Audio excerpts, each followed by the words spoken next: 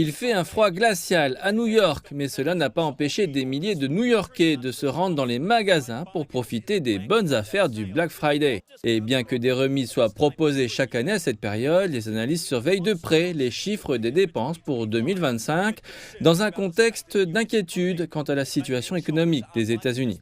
Cela pourrait signifier que les acheteurs sont susceptibles de dépenser moins lors de ce Black Friday. Des questions se posent également quant à l'authenticité des prix soldés. Alors que ces acheteurs cherchent à profiter des réductions, il y a une grande inquiétude chez les consommateurs au sujet de la situation économique. La dernière enquête sur la confiance des consommateurs publiée cette semaine montre que la confiance est tombée à son plus bas niveau depuis avril. Cette inquiétude pourrait inciter les gens à réduire leurs dépenses. Une nouvelle enquête menée par le cabinet de services professionnel Deloitte révèle que les acheteurs prévoient de dépenser en moyenne $622 entre le 27 novembre et le 1er décembre, soit une baisse de 4% par rapport à l'année dernière. Deloitte pointe du doigt la hausse du coût de la vie et les contraintes financières persistantes comme principale raison de cette baisse.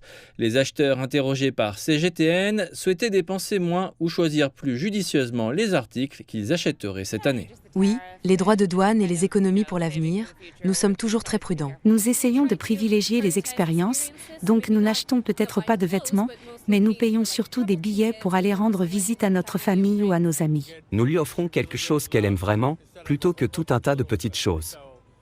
Nous économisons peut-être quelques centaines de dollars, mais nous les dépensons pour un achat important plutôt que pour 12 petites choses différentes.